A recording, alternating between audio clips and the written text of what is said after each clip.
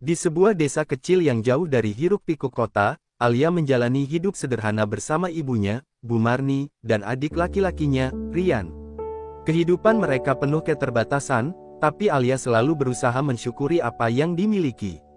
Sayangnya, Rian, yang seharusnya menjadi harapan keluarga, justru sering membuat masalah. Ia kerap terjebak dalam pergaulan buruk hingga terlilit utang pada lintah darat di desa mereka. Hari itu, rumah mereka yang reot didatangi Pak Hasan, rentenir yang dikenal kejam. Dengan suara lantang, ia menuntut Bu Marni untuk segera melunasi utang Rian. Alia hanya bisa berdiri di sudut ruangan sambil menggenggam tangan adiknya yang gemetar. Ia tahu keluarganya tidak punya cukup uang, bahkan untuk makan sehari-hari. Ibu harus melunasinya dalam seminggu, atau kalian akan kehilangan segalanya, ancam Pak Hasan sebelum pergi dengan tawa sinis. Setelah kepergian Pak Hasan, suasana di rumah itu menjadi mencekam. Bu Marni terlihat begitu putus asa. Ia mengurung diri di kamarnya, membiarkan Alia memutar otak mencari solusi. Alia mencoba meminta maaf kepada ibunya atas masalah yang disebabkan oleh adiknya, namun Bu Marni hanya menangis tanpa berkata apa-apa. Alia tahu tanggung jawab keluarganya kini berada di pundaknya. Di malam yang sunyi, pembicaraan antara Alia dan ibunya menjadi titik awal keputusan yang berat. "Alia," ucap Bu Marni dengan suara serak, "ibu tidak punya pilihan lagi. Aku telah berbicara dengan seseorang yang mau membeli kamu." Kata-kata itu menusuk hati Alia. Ia terkejut dan tak percaya ibunya akan menjualnya demi membayar utang. "Tidak, Bu, aku bukan barang dagangan," seru Alia dengan mata berkaca-kaca. Bu Marni berusaha membela keputusannya. "Kita harus melindungi Rian. Dia masih muda, dia bisa berubah," katanya dengan nada memohon. Namun bagi Alia, keputusan itu tetap tak bisa diterima. Ia merasa dirinya terjebak dalam situasi yang tidak adil. Menjadi tumbal untuk kesalahan adiknya bukanlah jalan keluar yang ia inginkan. Di tengah kebuntuan itu, Alia memutuskan untuk pergi ke rumah Pak Hasan. Ia mencoba memohon penundaan waktu agar bisa mencari jalan lain untuk melunasi utang keluarganya. Namun, usaha itu sia-sia. Pak Hasan dengan dingin berkata, "Hanya ada satu cara, bayar atau tinggalkan sesuatu yang berharga." Perkataan itu membuat Alia merasa dunia seakan runtuh. Keesokan harinya, seorang tetangga menyampaikan kabar tentang seorang wanita tua kaya bernama Ni Kartika yang sedang mencari menantu untuk cucunya. Berita itu menyebar dengan cepat di desa. Alia mendengar cerita itu dengan rasa penasaran. Ia bertanya-tanya, apakah ini kesempatan untuk menyelamatkan keluarganya tanpa harus menyerah pada tekanan lintah darat. Bu Marni segera memanfaatkan kabar itu. Ia meminta Alia mempertimbangkan tawaran pernikahan yang datang dari Ni Kartika. "Setidaknya ini lebih baik daripada dijual kepada orang asing," desaknya. Alia merasa bimbang. Meski hatinya berat, ia sadar tak banyak pilihan yang tersisa. Di malam berikutnya, Alia termenung di tepi ranjang. Hatinya penuh keraguan dan ketakutan. Ia tahu hidupnya akan berubah selamanya jika ia menerima tawaran itu. Namun, ia juga menyadari bahwa menolak hanya akan membawa keluarganya ke jurang kehancuran. Dengan berat hati, Alia akhirnya memutuskan untuk menemui Ni Kartika dan mendengar lebih lanjut tentang tawaran tersebut.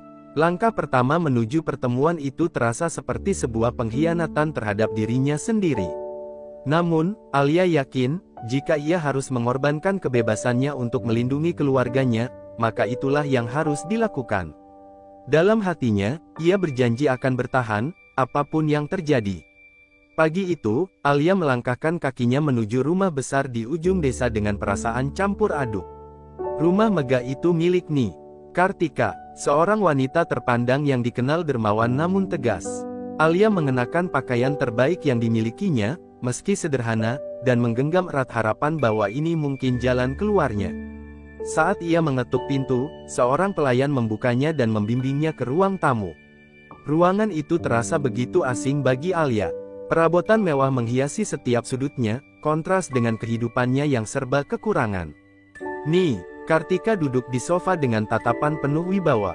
Wanita tua itu memandang Alia dari ujung kepala hingga kaki, seolah menilai apakah gadis di hadapannya pantas untuk menjadi bagian dari keluarganya. Alia merasa gugup, tetapi ia memberanikan diri berbicara. "Saya mendengar tentang tawaran Anda, Ni Kartika," katanya dengan suara pelan namun tegas. Nih, Kartika mengangguk perlahan. Benar, aku mencari istri untuk cucuku, Rian.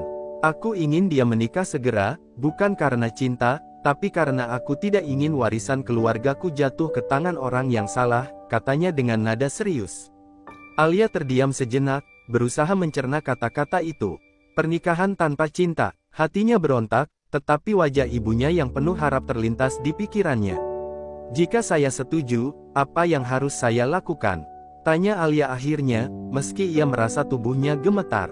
Nih, Kartika tersenyum tipis, tetapi senyumnya bukanlah senyum hangat. Hidup di rumah ini, menjalankan peranmu sebagai istri, dan memastikan cucuku tetap fokus pada tanggung jawabnya. Selain itu, keluarga kecilmu akan kubantu melunasi semua masalah mereka, jawabnya tanpa ragu. Perjanjian itu terdengar seperti penyelamat bagi Alia, tetapi ia tahu ada konsekuensi besar di baliknya. Apakah cucu Anda tahu tentang ini? Apakah dia setuju? Tanyanya dengan hati-hati. Nih, Kartika tertawa kecil. Rian tidak dalam posisi untuk menolak. Dia pria dewasa yang keras kepala, tapi aku yang mengatur segalanya di keluarga ini, jawabnya dengan nada dingin. Alia hanya bisa mengangguk, tak berani bertanya lebih jauh. Pertemuan itu berakhir dengan persetujuan. Nih, Kartika meminta Alia kembali keesokan harinya untuk persiapan lebih lanjut.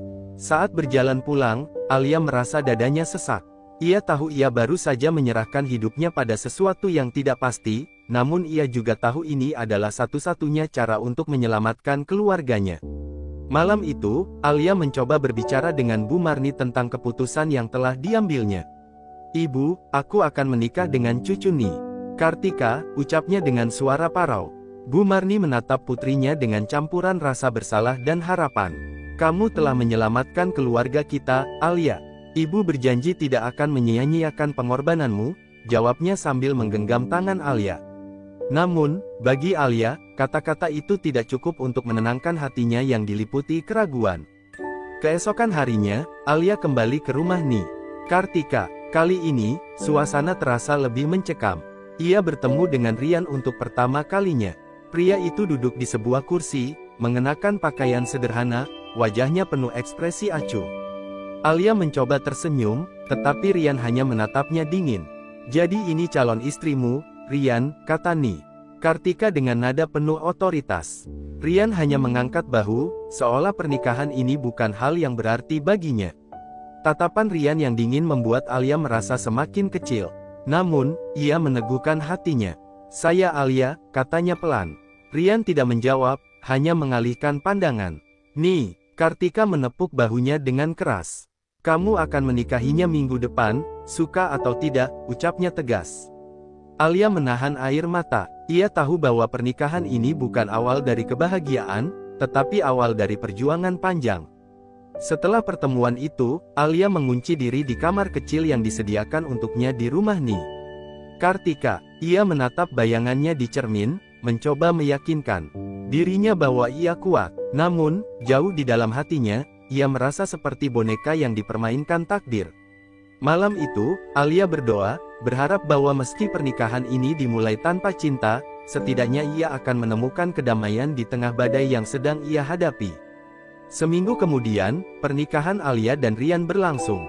Tidak ada pesta megah atau undangan yang ramai, hanya sebuah acara sederhana di halaman belakang rumah Ni. Kartika, meski pernikahan itu hanya formalitas, Alia merasa setiap langkah yang ia ambil menuju altar seperti mengantarkannya ke jurang yang tak ia ketahui kedalamannya.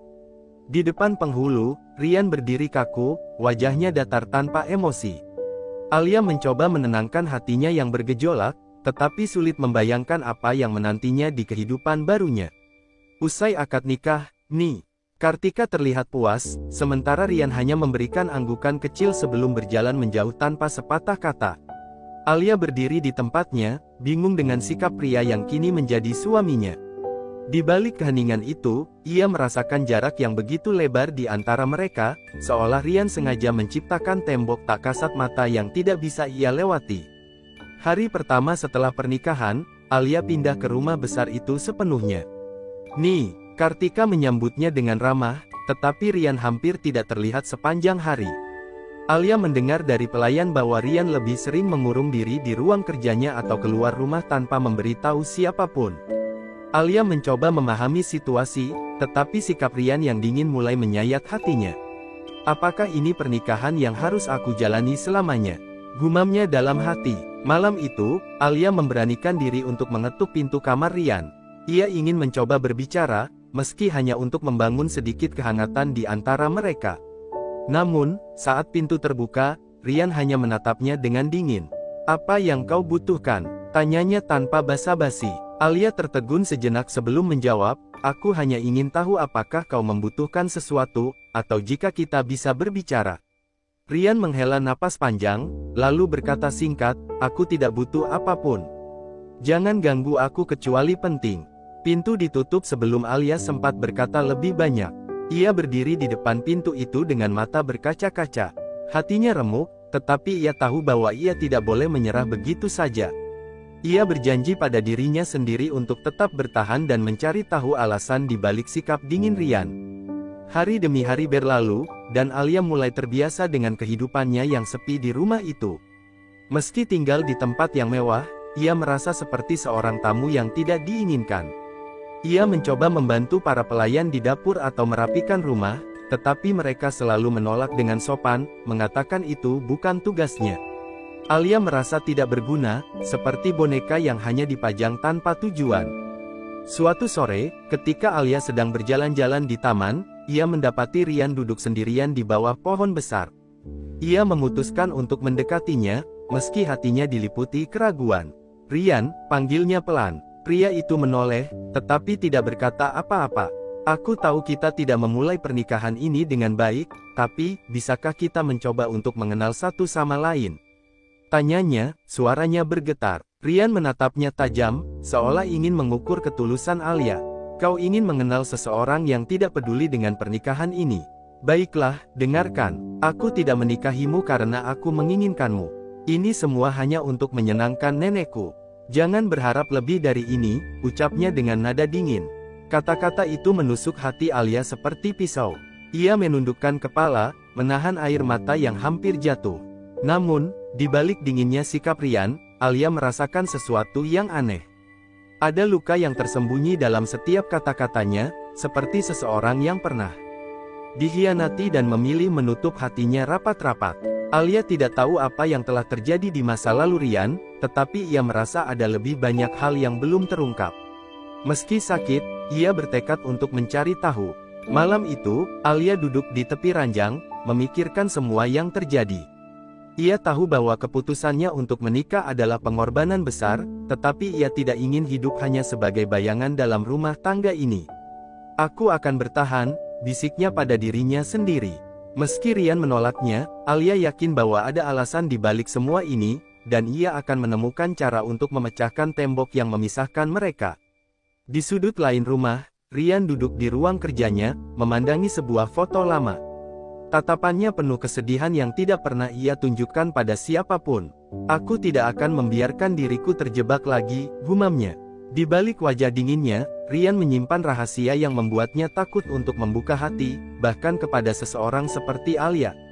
Hari-hari berlalu seperti angin dingin yang terus menamparkan Alia. Meski telah resmi menjadi istri Rian, ia lebih sering merasa seperti seorang penyewa di rumah megah itu. Rian tetap menjaga jarak, berbicara hanya ketika benar-benar diperlukan, dan menghilang selama berjam-jam tanpa memberitahu siapapun kemana ia pergi. Alia mencoba menyesuaikan diri dengan rutinitas baru, tetapi suasana di rumah itu semakin membuatnya tertekan. Ni, Kartika, satu-satunya sosok yang menyambut Alia dengan hangat, kerap memberikan nasihat kepadanya. Rian bukan pria yang mudah didekati. Dia punya beban masa lalu yang sulit.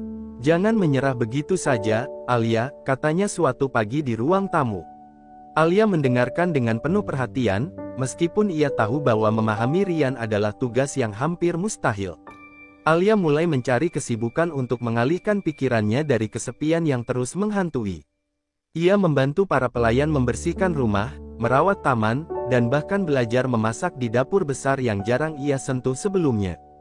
Para pelayan awalnya canggung, tetapi lambat laun mereka menerima kehadirannya. Dalam kesibukan itu, Alia merasa sedikit hidup, meskipun hatinya masih terasa kosong. Suatu hari, saat sedang menyiram bunga di taman, Alia melihat Rian berdiri di kejauhan, berbicara dengan seseorang di telepon.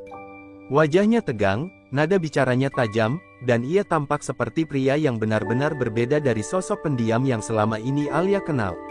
Alia mencoba mendekat tanpa disadari, tetapi langkahnya terhenti ketika Rian menutup telepon dengan keras dan berbalik arah.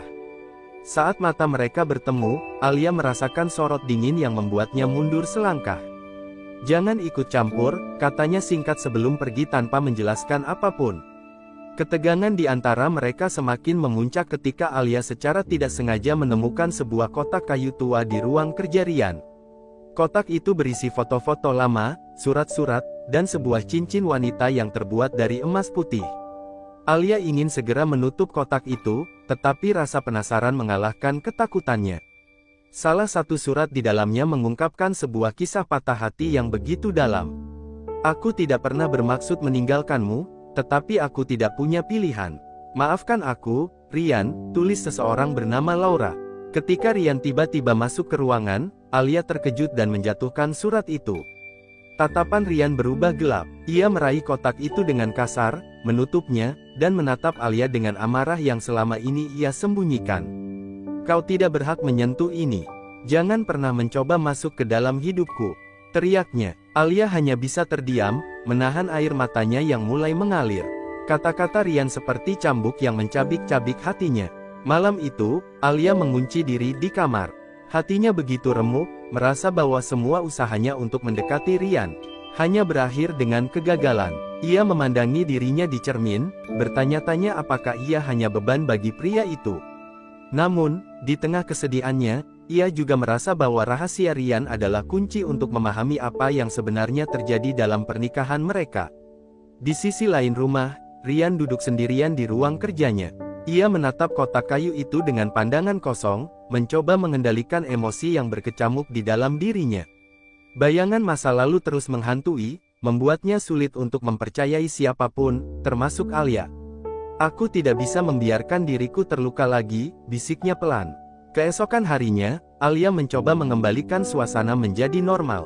Ia bersikap seolah insiden malam sebelumnya tidak pernah terjadi, meski hatinya masih terasa sakit.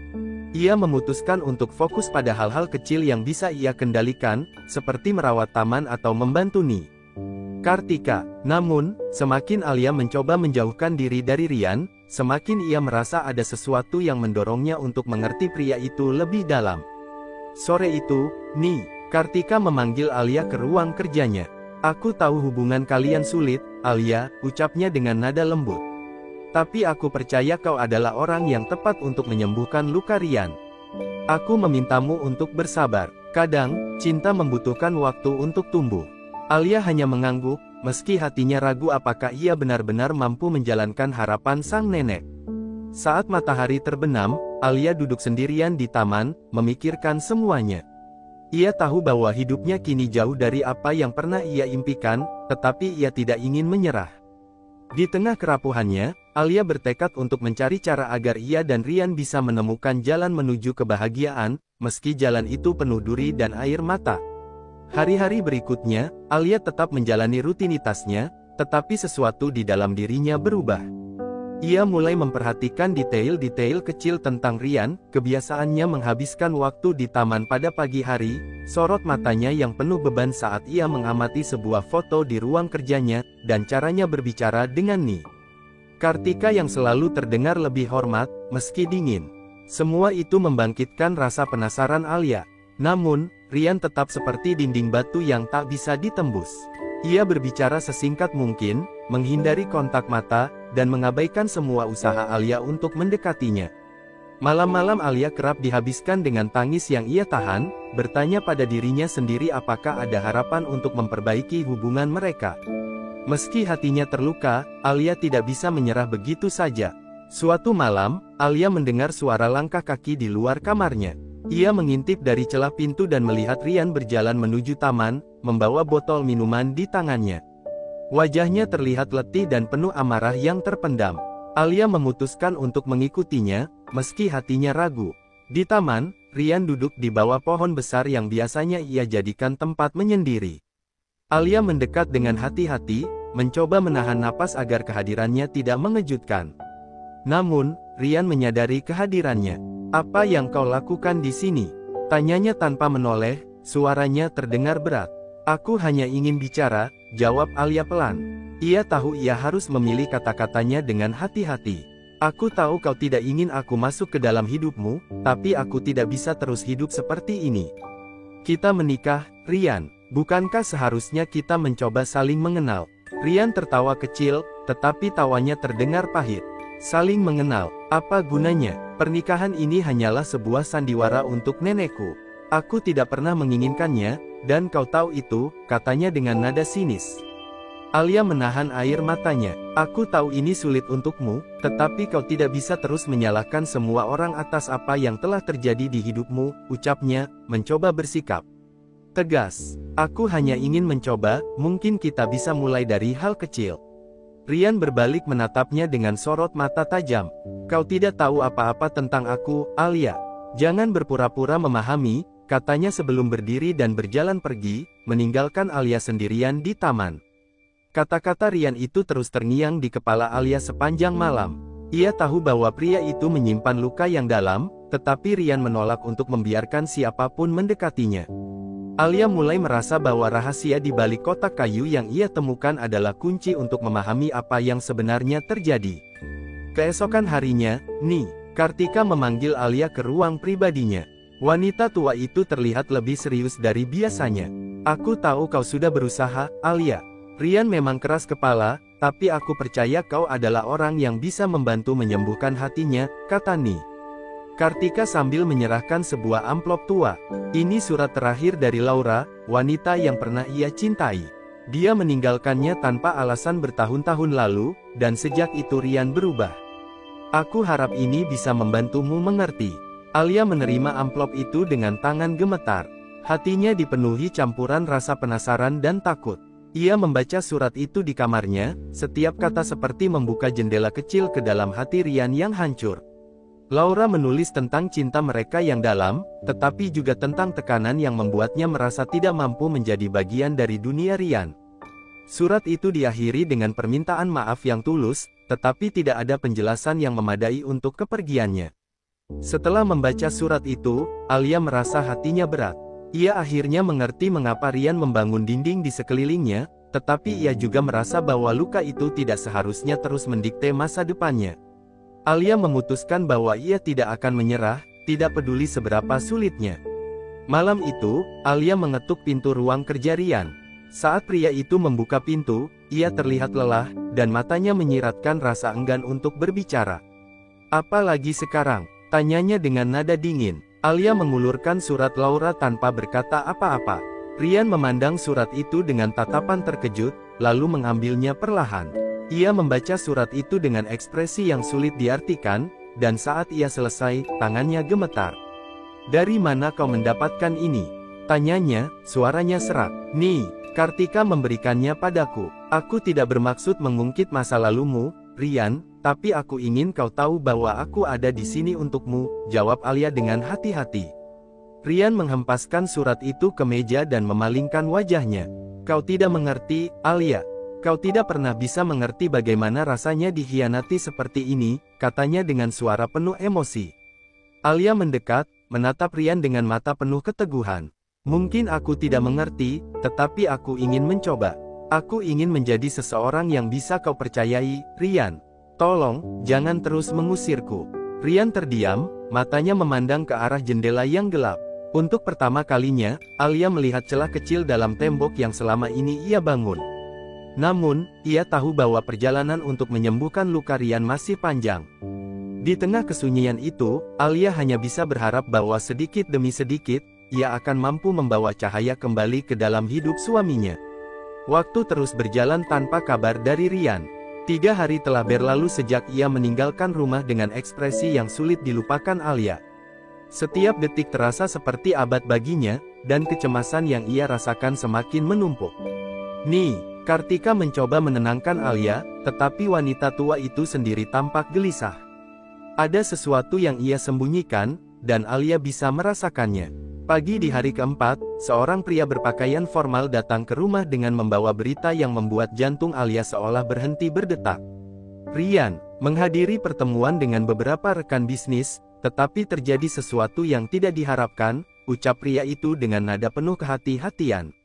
Mobil yang ia tumpangi mengalami kecelakaan. Saat ini ia berada di rumah sakit. Alia merasa tubuhnya melemah.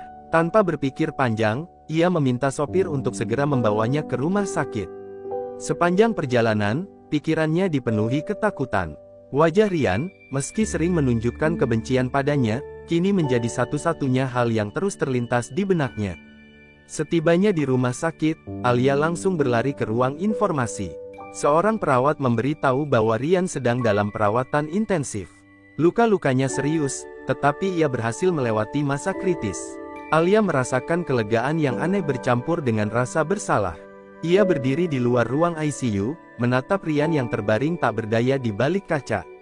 "Ini salahku," gumam Alia pelan. Ia merasa bahwa dirinya adalah bagian dari kekacauan hidup Ryan, dan pernikahan ini mungkin hanya menambah beban pria itu. "Nih," Kartika tiba tidak lama setelahnya. Wanita tua itu memegang tangan Alia dengan erat. "Kecelakaan ini bukan salah siapapun, Alia. Ryan memang keras kepala, tetapi dia juga bertarung melawan banyak hal yang tidak kau ketahui.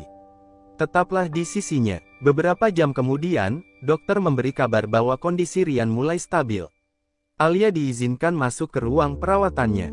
Saat melihat Ryan dari dekat, hatinya terasa mencelos. Wajah pria itu penuh luka memar, dan tangannya dibalut perban. Namun, yang paling menyakitkan adalah melihatnya dalam keadaan tak sadarkan diri, tanpa kekuatan untuk membalas semua kekhawatirannya. Ketika malam tiba, Alia duduk di samping tempat tidur Ryan, memegang tangannya yang dingin.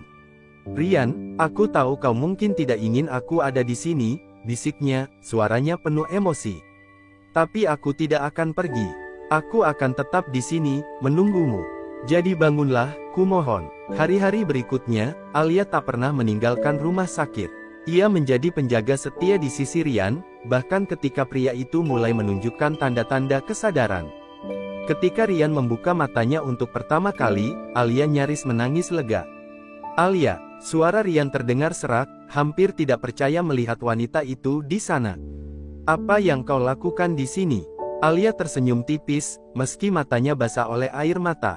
"Aku menunggumu, Ryan. Aku tidak akan pergi, apapun yang terjadi." Ryan menatapnya lama, seolah mencoba memahami apa yang mendorong Alia untuk bertahan. "Kau bodoh," ucapnya lemah. Tetapi kali ini, kata-katanya tidak terdengar seperti serangan.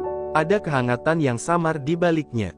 Beberapa hari setelahnya, Ryan mulai pulih, meski masih harus menjalani terapi. Dalam masa pemulihannya, Alia menjadi satu-satunya orang yang setia mendampinginya. Ia memastikan Ryan makan dengan baik, meminum obatnya, dan mengikuti setiap instruksi dokter. Hubungan mereka perlahan mulai berubah, meski masih dipenuhi keheningan yang menggantung. Suatu malam, ketika Alia sedang merapikan selimut Ryan, pria itu tiba-tiba berkata, "Aku tidak pantas menerima ini, Alia. Kau seharusnya meninggalkanku sejak awal. Aku tidak bisa memberimu apapun selain rasa sakit." Alia menghentikan gerakannya dan menatap Ryan dengan mata yang penuh keteguhan. "Ryan, aku tidak peduli seberapa besar rasa sakit itu. Aku ada di sini karena aku percaya bahwa kau lebih dari apa yang kau pikirkan. Aku tidak akan meninggalkanmu, tidak peduli seberapa keras kau mencoba mengusirku." Ryan terdiam. Untuk pertama kalinya, tembok yang selama ini ia bangun di sekeliling hatinya mulai retak. Ia menatap Alia, dan dalam tatapannya, ada rasa syukur yang tidak mampu ia ungkapkan dengan kata-kata. Saat malam semakin larut, Ryan akhirnya berbicara, suaranya pelan dan berat.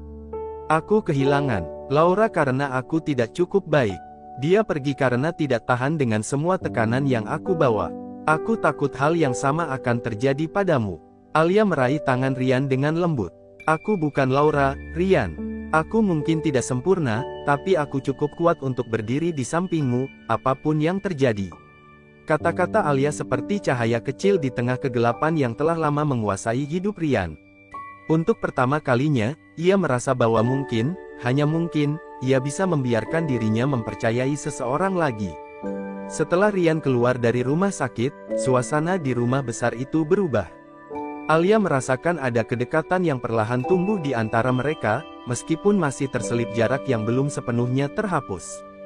Rian kini lebih sering menatapnya, bukan lagi dengan kebencian, melainkan rasa penasaran yang sulit dijelaskan.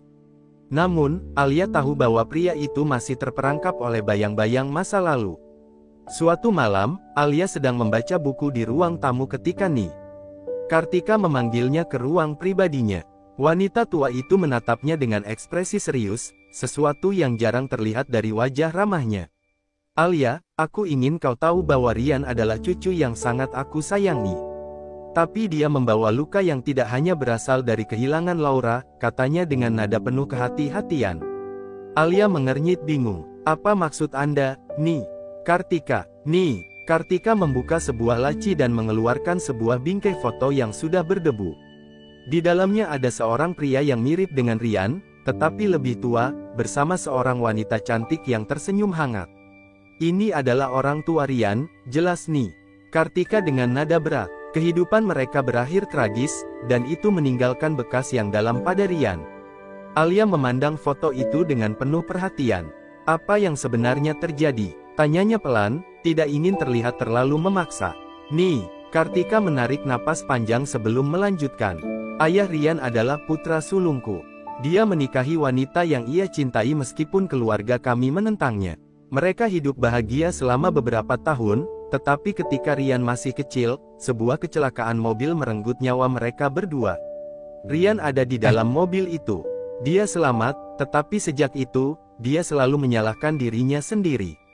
Alia terdiam, hatinya terasa seperti diremas.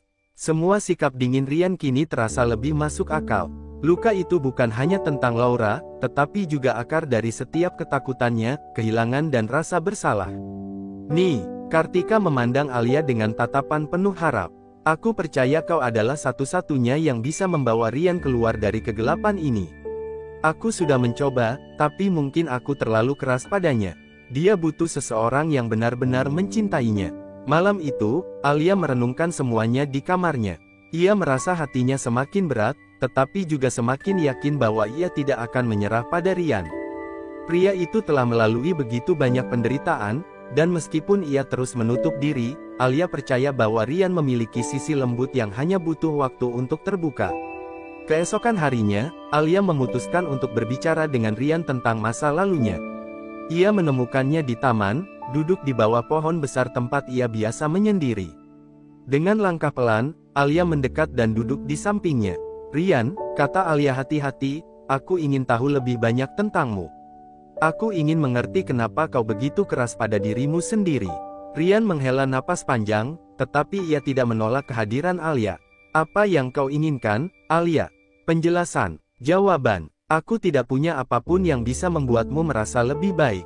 Alia menggeleng. Aku tidak butuh jawaban. Aku hanya ingin kau tahu bahwa kau tidak sendirian. Kau tidak harus terus menyimpan semuanya sendiri. Untuk pertama kalinya, Rian membuka sedikit luka batinnya. Dengan suara pelan, ia menceritakan kecelakaan yang merenggut nyawa orang tuanya. Aku ada di sana, Alia. Aku ingat teriakan mereka, bagaimana semuanya gelap, dan ketika aku bangun, mereka sudah tidak ada. Aku selamat, tapi aku selalu merasa bahwa aku tidak seharusnya. Alia mendengarkan dengan penuh perhatian, menahan air matanya agar tidak tumpah. Rian, itu bukan salahmu. Kau tidak bisa menyalahkan dirimu atas sesuatu yang di luar kendalimu, ucapnya, suaranya penuh kelembutan. Rian menatap Alia, matanya berkaca-kaca. Kau tidak mengerti, Alia. Semua orang yang aku cintai selalu pergi. Orang tuaku, Laura, aku tidak ingin itu terjadi padamu. Itu sebabnya aku selalu mencoba menjauhkanmu. Alia menggenggam tangannya dengan erat. Tapi aku di sini, Rian. Aku tidak akan pergi, apapun yang terjadi. Kau tidak harus melindungiku dengan cara seperti itu. Biarkan aku berada di sisimu. Keheningan menyelimuti mereka, tetapi di tengah keheningan itu, Rian merasa